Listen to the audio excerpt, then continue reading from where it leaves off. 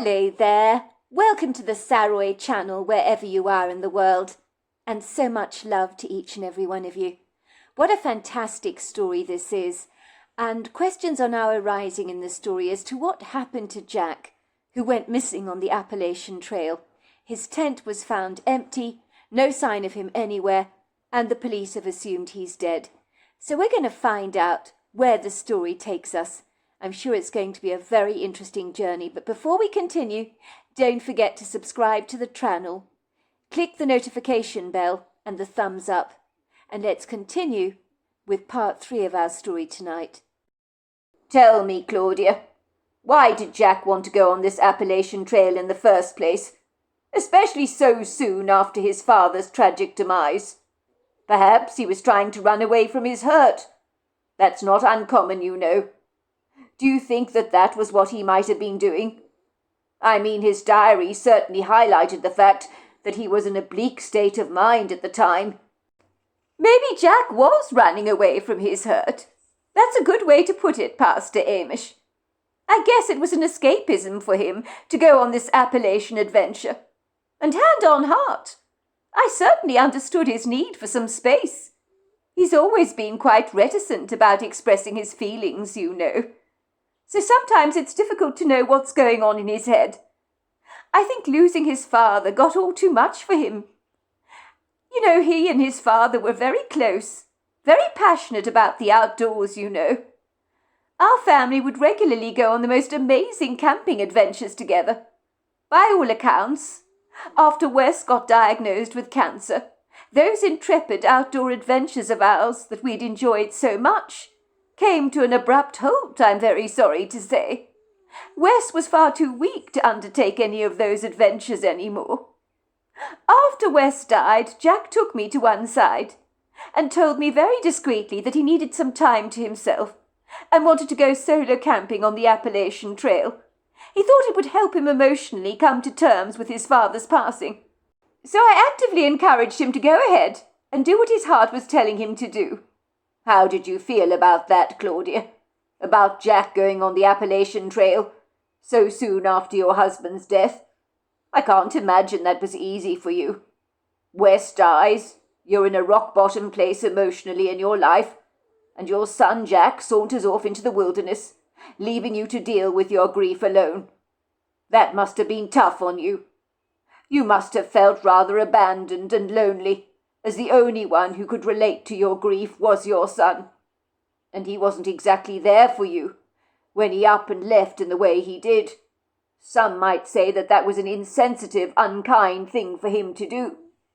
Well, if the truth be told, Pastor Amish, I'm going to level with you. I wasn't very happy that Jack wanted to go on this trip. I mean, we were both in a vulnerable place in our lives, grieving his father's tragic passing. I have to say, I would have liked Jack around during this tumultuous period of time. But you're right. He was the only person that could relate to what I was going through. So I would have enjoyed his support. Everyone says when someone dies from a long drawn-out illness that after their deaths there's a huge sense of relief. And you're also prepared yourself for the end so you're able to cope with it a little easier. But that is not entirely true. Death is never easy, even if you are prepared for it. And like you said, I don't think Jack took things terribly well. When he asked me if he could go on this Appalachian adventure, how could I refuse him? I couldn't think of my own needs before his. I had to put him first over myself, as any mother can appreciate. I knew he needed to do this. He's an adult in his own right. He can do what he wants to do. And actually I realized that such a trip might be a very good idea for him. But I didn't have a good feeling about it. If you're talking about gut instincts, Pastor Amish, in that regard, well, I felt nauseous when he said he was going, as if it was a bad idea for him to leave. But I told myself that I selfishly felt this way because I didn't want to be left on my own, to wallow in my grief. But even if I believed something bad was going to happen to Jack, how could I stop him? I may be his mother, but it's no business of mine to tell him what he can and cannot do. Jack is 22 years old. He's a man in his own right, is he not? You see, Claudia, you've done it again. Done what, Pastor Amish? You're losing me. You said you had a nauseous feeling about Jack going on this trip, did you not? Well, I sure did. Well, that's your intuition speaking, Claudia, warning you that maybe something is going to go terribly wrong on that trip. But I understand perfectly why you couldn't share your misgivings with Jack. I don't want to give you hope, Claudia, and say that Jack chose to disappear. But I ask you to invite all possibilities. Your son has either died because he was killed in an accident, attacked by a wild animal perhaps, or even a deranged human being who he stumbled across accidentally on the trail. Maybe he was abducted or even harmed. Maybe he committed suicide because he was so grief-stricken, or he chose to disappear deliberately, leaving everyone to falsely believe he is dead. What is your feeling about your son, Claudia? Let's hear it straight from the horse's mouth. Well, when you put it like that, Pastor, I will say that I felt nauseous about him leaving for the trip. But I don't for a second believe he's dead, said Claudia, her eyes widening, as if she too was surprised by the pastor's words, and what she herself was now uttering out aloud, for it all seemed so incongruous for her to be saying all this. But as the words flowed off her tongue, she knew they felt like the truth. I don't think Jack would kill himself. He could have had an accident, been abducted, as you say. Or he could have run away from his life.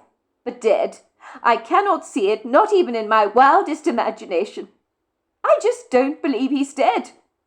But I could be lying to myself, Pastor Amish. As you keep reminding me, it's very easy to lie to oneself. I mean, it's so much easier than accepting the truth. And that might be what I'm doing. I mean, if you imagine the worst or best scenarios, it doesn't mean that they're actually true. We can be very biased when it comes to what we want to believe. I don't want to believe my son is dead. But the police are in no doubt that he is gone. They think he met with a grisly fate. Although I will admit they're clueless as to what happened to him. I guess everything is just speculation. Well, maybe Jack did meet with a grisly fate, Claudia. I don't want to sugarcoat anything for you. But listen to your heart and pray about Jack. Ask the good Lord to reveal where he is, so that in some way you might find closure. The Bible says when we ask, we will receive. When we seek, we will find. And when we knock, the door will be open to us. The Lord honours his words to those who seek him with a pure heart. And that is what you are going to do.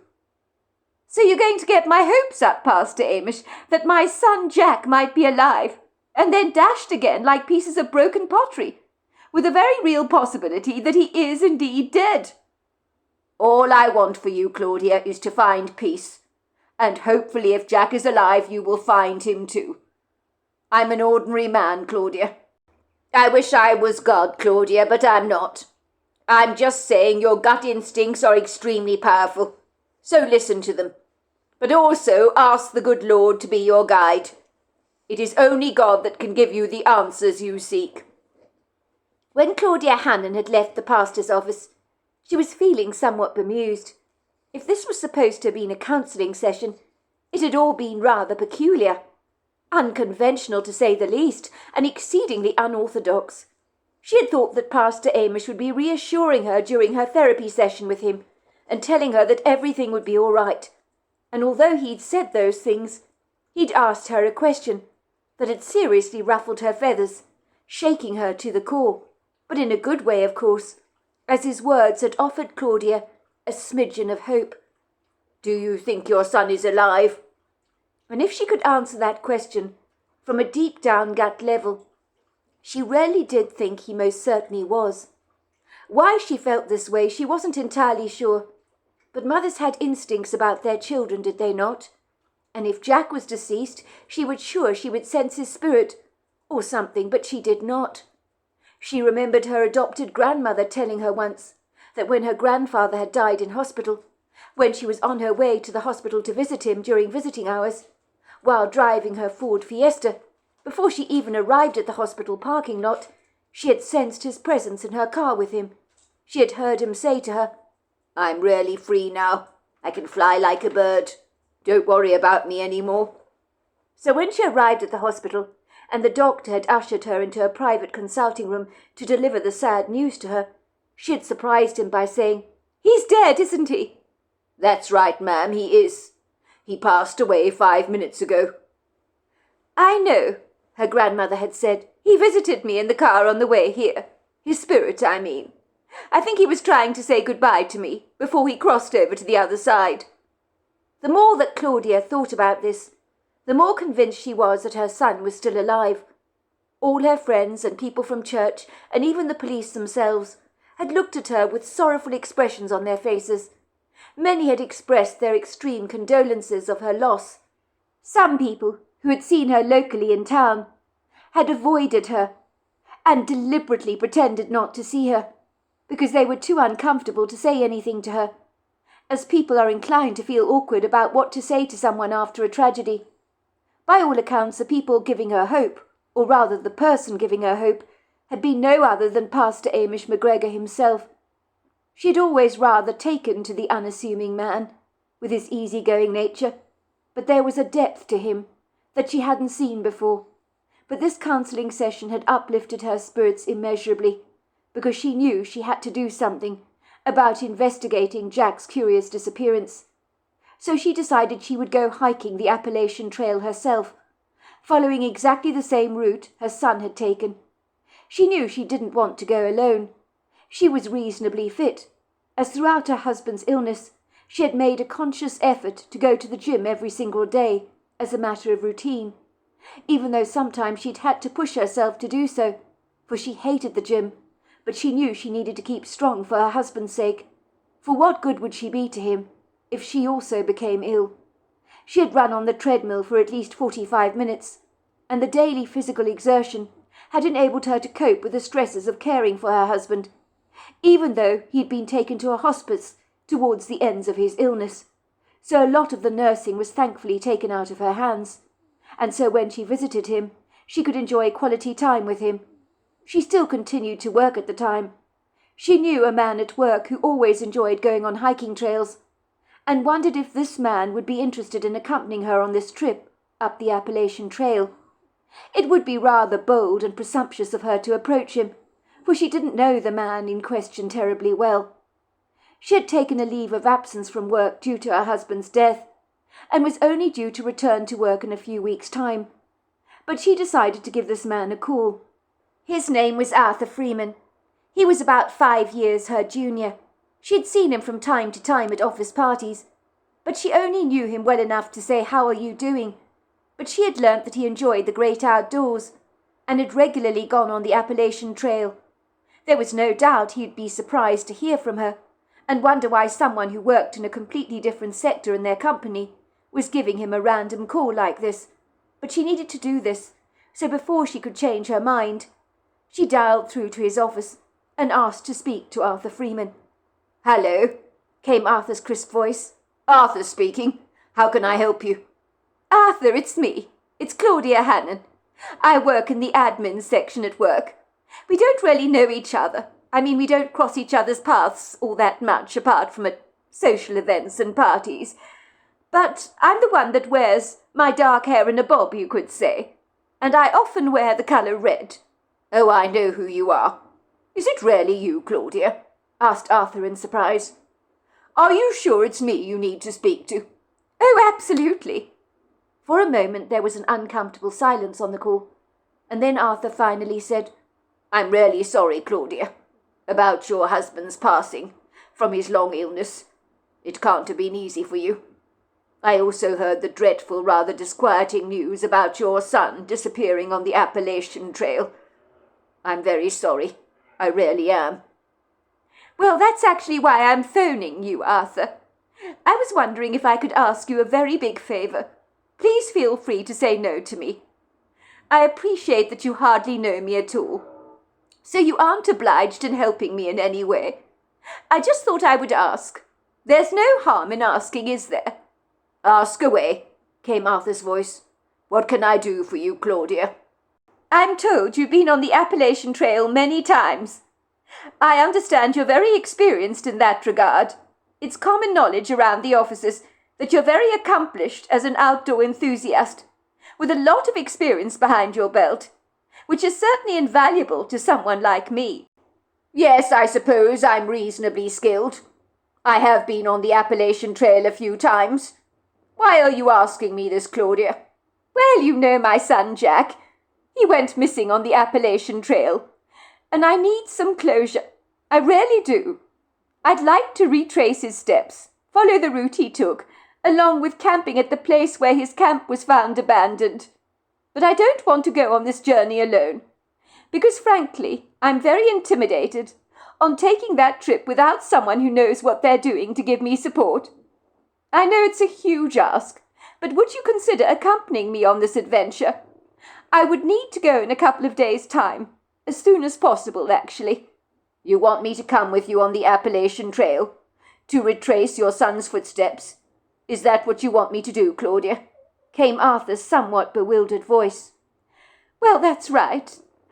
I know, as I was saying, it's a lot to ask of you.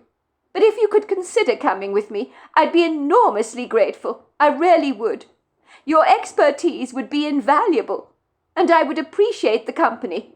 I'm not desperately good on my own, you see. I will do it with pleasure, Claudia. But are you sure you're fit enough to undertake a trip like this? I mean, I'm talking about from a physical perspective, but also from an emotional one. Are you emotionally in the right headspace at the moment? I'm sorry I have to ask you these awkward questions, because we could set out on the trip together, and it might prove to be overwhelming for you, or too much, so to speak. I mean, you're grieving at the moment, are you not? And that, along with the physical exertion of the trip, could take a huge toll on your body. Well, I am physically fit. I've been going to the gym for years. Physical exercise makes me relieve my stress. Even when my husband was dying, I always made a conscious effort to take long walks and trips to the gym that I hated, incidentally. The walks I loved, the gym I didn't enjoy. But I knew it would help me to face the challenges that I had to overcome at the time. I don't think, without the physical exercise, I would have been much good to my husband. It helped me cope, you see. And as for my emotional state, it is manageable to a certain extent. But if I'm doing something constructive, I think it'll help ease my troubles significantly. I think I can handle a trip. Besides, I don't have a choice in the matter. I really have to do this. Well, in that case, I'm sure you will be up to the trip physically. But are you really sure, hand on heart, that you're strong enough emotionally? Can you really handle retracing your son's footsteps? Isn't that like opening a festering wound? I mean, how long has it been since your son's been missing? I mean, I only heard about his disappearance a couple of days ago or so. He disappeared a week ago, but the searchers have all drawn blanks, and he's assumed dead. That's what the police believe anyway. I'm very sorry, Claudia. That really is bad news. The worst kind of news that any mother wants to hear. I can't imagine what you're going through. So it's all very fresh for you, isn't it? Do you really think you're mentally prepared to cope with this? Well, I need to do this, Arthur. And I have to say, if you refuse me, I will find someone else to accompany me. So not going on this trip isn't even an option for me. I would cover all your expenses, of course, but that goes without saying, doesn't it? That's not necessary, Claudia. You certainly don't need to do that. May I ask you why you've chosen me, Claudia? Why do you want me to come with you? You hardly know me. Well, I know you in passing, do I not? And as I said, I know that you've done a lot of these trips before. Word around the offices spreads like wildfire, as I'm sure you know. People have talked about you at great length, about many of the impressive challenges you've undertaken over the years. So when I thought of taking this trip, I will admit you were the first person that came to my mind, that I know has a great deal of experience in hiking. I don't want you to say you'll come with me because you feel sorry for me, and feel it's a charitable thing for you to do. I do want you to come because you genuinely want to." "Of course I genuinely want to come with you, Claudia.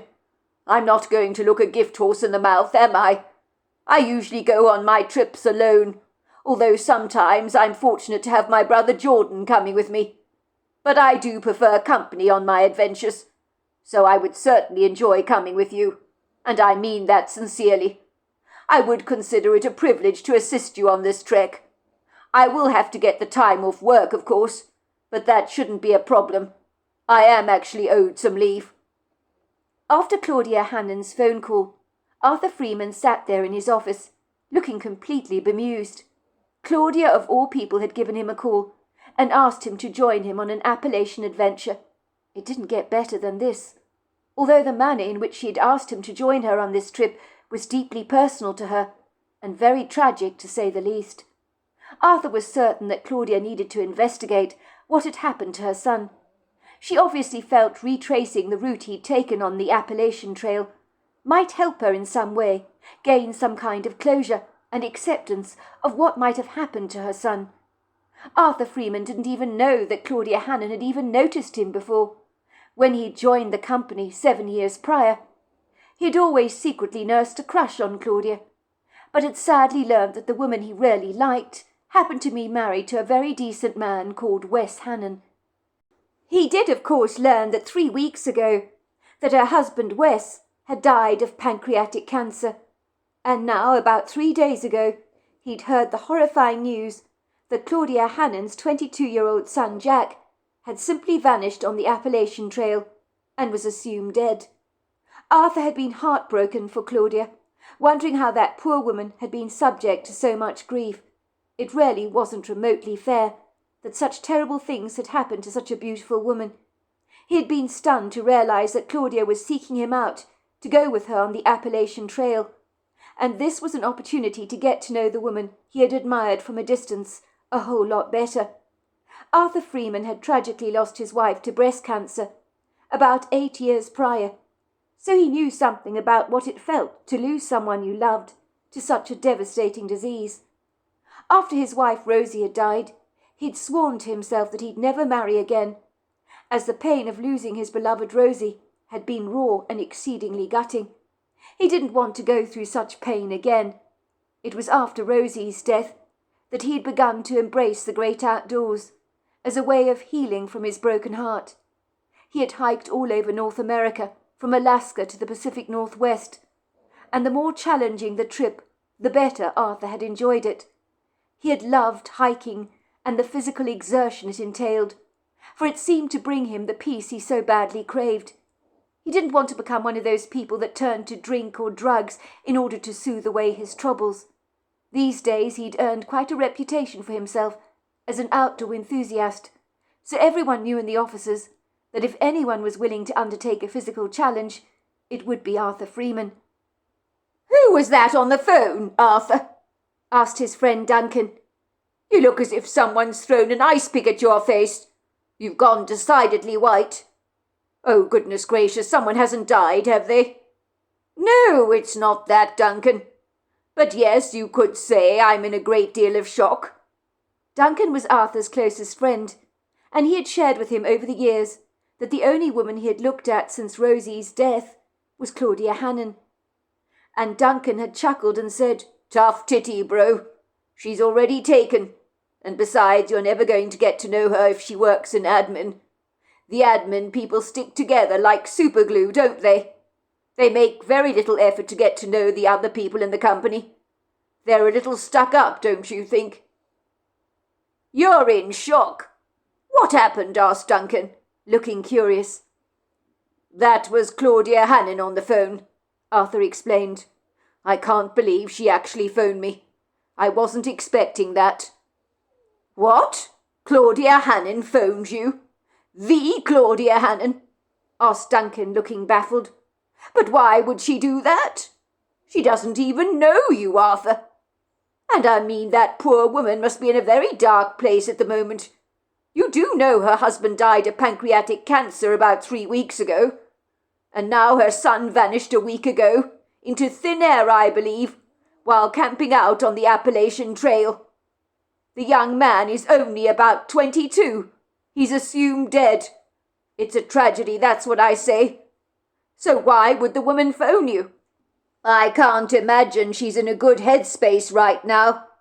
Well, that's just it, she's not. That's why she phoned me. She asked me to accompany her on the Appalachian Trail. She wants to retrace her son's footsteps. She wants to go camping, where her son was last seen alive before he just disappeared, so to speak. You're joking, right? Why would she ask that of you?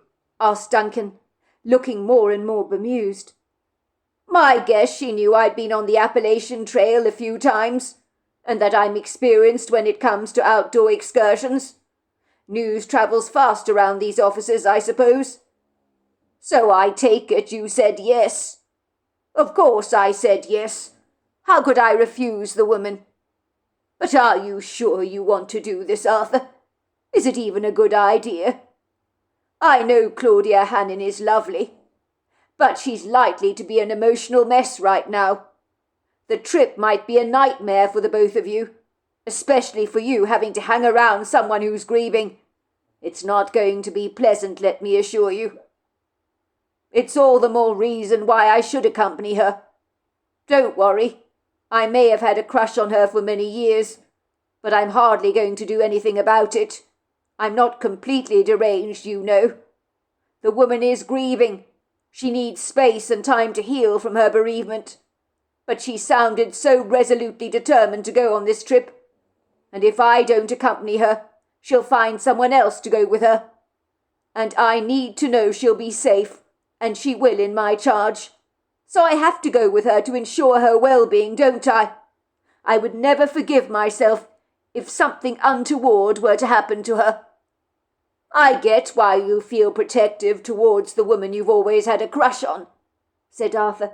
But personally I think it's a bad idea retracing her son's footsteps. I mean, what will she achieve by that? I mean, she wants to follow the same trail he took. I think it's only going to make her grief escalate. Maybe she needs closure, said Arthur.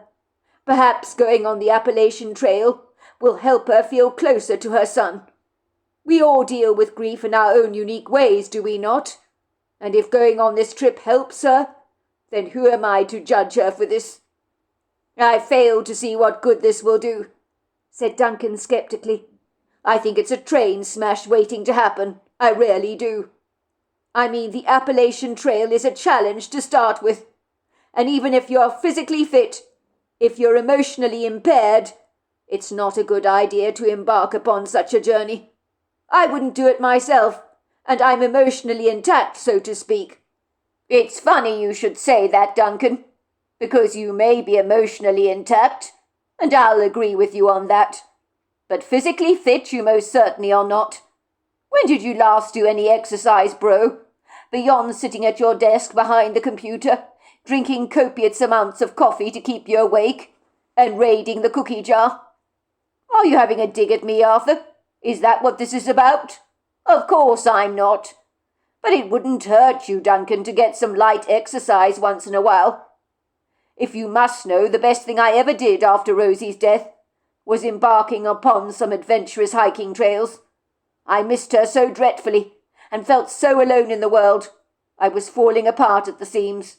And one day, when I was buying some groceries in town, I looked in on a camping shop just by chance. And believe it or not, I walked away having bought a whole lot of camping gear. I realized I had a hankering to get away from my regular life, and it was the best thing I ever did. I found going on these trips helped me to come to terms with losing Rosie. I think they actually saved my life. So it may be for Claudia that going down the same camping trail that her son took might be therapeutic for the woman. Well, do what you need to do, bro, but tread carefully. That's my advice. For the first 3 days of the hiking trip down the Appalachian Trail, it would seem that Claudia Hannon really didn't have very much to say, apart from the fact that she was appreciative that Arthur had agreed to come hiking with her. She apologized profusely for the fact that she knew she wouldn't be very good company for him, but Arthur was not offended by Claudia's lack of interaction with him. He knew all about grief only too well, for he had himself withdrawn from the world, and from people himself, after Rosie had died. So if Claudia didn't want to talk about anything, then so be it. He'd be there for her when she did. Claudia was impressively fit, and rather reminded him of a mountain goat. He had been quite taken aback by how nimble she actually was, and he enjoyed her company, even though she barely said very much. And despite the long silences between the two of them, never once did he feel awkward or uncomfortable. He knew what was going on, in a manner of speaking, of course. He knew that Claudia was a mother grieving the disappearance of her son Jack, and the last time she had seen him alive was before he left for his hiking trip, and they were now following the same route her son had taken. Arthur didn't know what it was Claudia was looking for exactly. One night as they were camped out by a stream and sitting around the campfire, boiling their freeze-dried food in a pot of water, he decided now was the time to ask Claudia some rather awkward questions. For one, why had they come here only days after the police had given up searching for her son? And what exactly was she looking for? Did she think that coming on this trip would give her the closure she was seeking? It was a beautiful night. The trip had been pleasant. 2 days back they'd encountered a couple of hikers, but today they hadn't run into any people, so their trek had been quiet and very peaceful. Arthur felt reasonably mellow and content. He was a man of few words, so talking as far as he was concerned was overrated. He enjoyed being like a sponge, and allowing the natural world to fill him with its bounteous, rich rewards. The night was magnificent. The sound of wood crackling in the fire pit, and the aromatic smoke rising in the air, was extremely pleasant. When the food had boiled, he carefully plated it up for the both of them, on their own separate plates. It was a chicken curry served with rice. It was amazing how good things tasted when you were out in nature like this. "Thank you," said Claudia politely, as he handed her a plate of the curry, which she ate very slowly and deliberately. She looked rather reflectful, as she had done the night before. "It's a magnificent night tonight, isn't it?" said Arthur, trying to make conversation. "Look at the night sky. So many stars out there. The moon is pretty bright tonight as well, is it not?" "Yes, it's a beautiful night, it really is," Claudia agreed. "Interesting today. We came across no hikers, did we?" "Well, I like it that way. It was so peaceful," Claudia said. "Well, we're following the adventurous route your son took, are we not? And it's not for the faint-hearted, let me tell you. I'm impressed with how ambitious he was. I mean, you are also incredibly impressive, Claudia, if you don't mind my saying. Extremely fit you are. I underestimated you." "Well, I suppose I'm just lucky. Because I am fit. I've been exercising every day of my life practically, although I do take a couple of days off now and then. But if I hadn't been fit, God forbid, for this trail has been quite harrowing, I have to say." "Claudia, tell me to mind my own business if you like. But what are you looking for on this trip? When I spoke to you on the phone, you mentioned you were looking for closure, but I have a feeling it's more than that. Did you come here because you were hoping to be close to your son? Or are you looking for something?" "Why would you think that I came here to feel close to my son?" said Claudia. "I came here because of what Pastor Amish said. He is my pastor at St. Catherine's Church." "What did your pastor say?" asked Arthur tactfully, wondering where this conversation was going, for it did seem to have taken a rather peculiar turn. Why would a pastor encourage Claudia to retrace her son's footsteps on the Appalachian Trail so soon after he'd gone missing? It seemed nonsensical and rather mindless. Was Claudia looking for some kind of closure, to come to terms with Jack's death? Did she really believe coming here would help her in that regard? As far as Arthur could see, Claudia had been very quiet the entire trip, and he wasn't sure it had done her any good, but he wisely kept those thoughts to himself. Claudia looked directly at Arthur and said, "Pastor Amish asked me if I really believed if Jack was dead. In here," she said, pointing to her stomach. "He said that I should know instinctively in my gut what the truth was within me.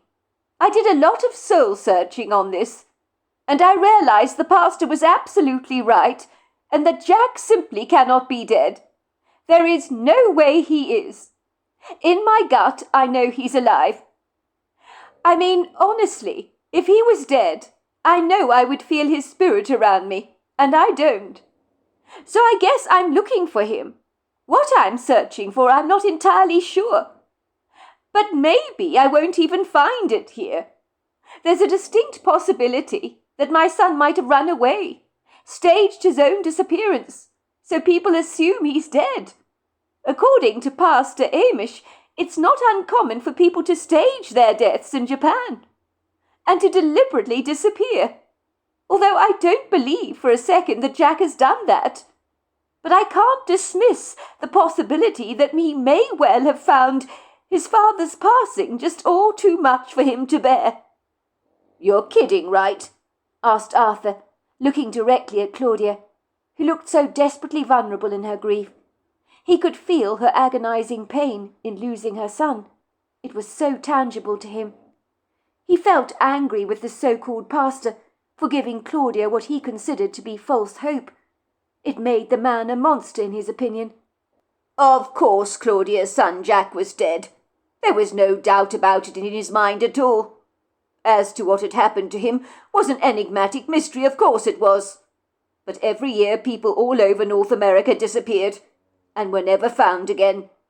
But Claudia appeared to be entertaining an unhealthy delusion that her son was still alive, which was insane as far as he was concerned.